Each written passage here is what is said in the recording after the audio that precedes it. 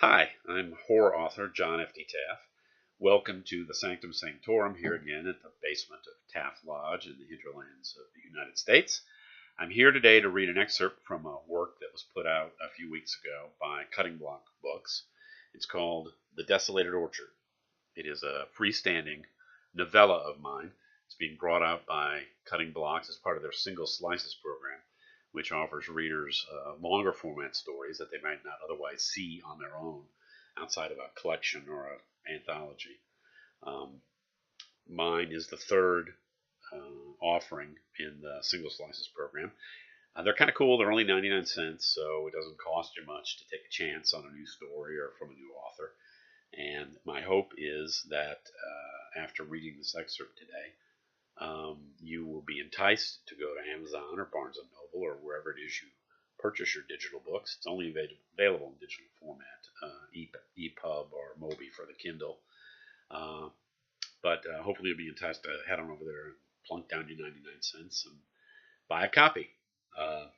Kind of different for me. It's probably more of a dark fantasy with some horror overtones. It's a mythological Dust Bowl era mashup, so a little unusual. I'm very proud of it. I think you'll enjoy it. So without further ado, let's go ahead and read an excerpt. "She's coming," Hal said, plucking the cigarette from his mouth and grounding it against the warped wooden boards of the porch. "She's coming, and I wish she wouldn't. I don't think I can hold out any longer. That's the truth of it." Tim McCurry sat on a wooden packing crate behind Hal, reading something from Franzen, the corrections maybe. It was a cool, early April evening with a kind of gentle breeze that turned nights with the windows open into a sleeping pill.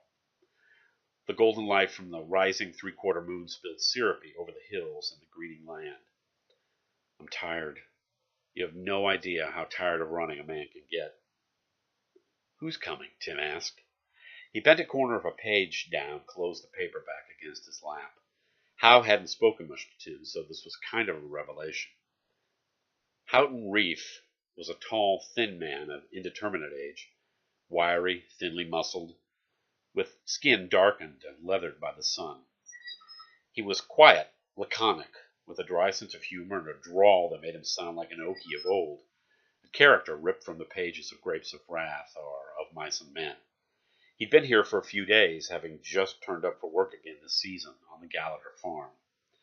Quiet and unassuming, Hal had come into the bunkhouse unannounced, tossed his duffel bag onto the empty cot farthest from the door, and held his hand out to Tim. Tim's hand was engulfed in it, as dry and tight as an abandoned gopher hole. Tim had settled in just a few days earlier. He was a friend of Mike Gallagher's from college, and had been invited to come up and make some cash by working a season on the Gallagher's sprawling property in central Missouri.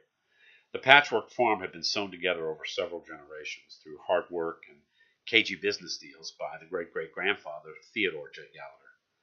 These days, the operation was actually made up of several farms, tied together by the multi-generational family and the ever-changing cast of migrant workers who the Gallaghers employed each year to plant, tend, and harvest their crops, everything from corn and soybeans to wheat and rye, and even side crops like pumpkins and watermelons.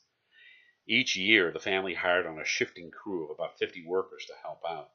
Some stayed all the way through, until the last of the winter wheat was harvested. Others for specific amounts of time or for specific crops.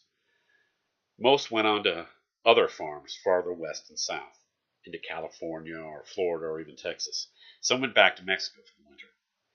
Tim didn't know Houghton Reef well enough to know what he did in the off-season, and he didn't know him well enough to ask. Judging from the depths of their conversation so far, he would never know either. Perhaps the man lived in a cabin somewhere in the mountains, a fishing shed on the banks of some river, or maybe he was just like Tim, just taking time for another life to remind himself what it was like where the sweat of one day's work was barely dry on a man's skin when the next day's work began. Whatever the reason behind his appearance, Reef was a returning employee of the Gallaghers. Joey, one of the farm's blacksmiths, they actually had two, told Tim that Hal had been coming around now for about 15 years. "Hal's a hard worker. Keeps to himself," said Joey while shoeing a horse just yesterday. "He never stays the season through. Always leaves right before it gets too hot. Has a girlfriend, I think. Seen her a few times. Pretty young thing."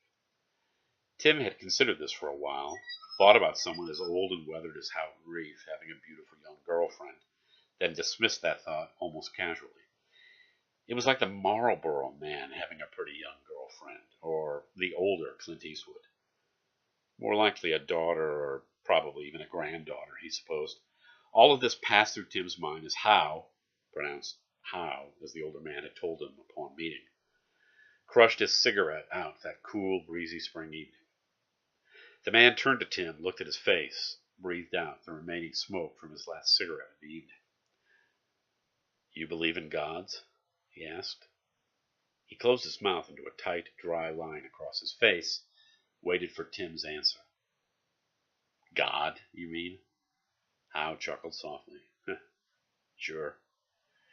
Tim considered this for a moment, a weighty decision for a man his age to blurt out. Only old men answered this question quickly. I guess so." "You think he screws with you sometimes?"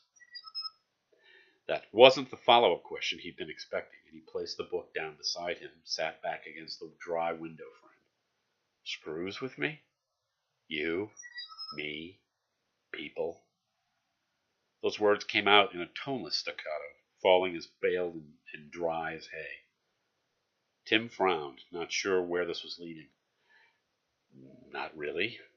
I guess. I hope he's got better things to do with his time."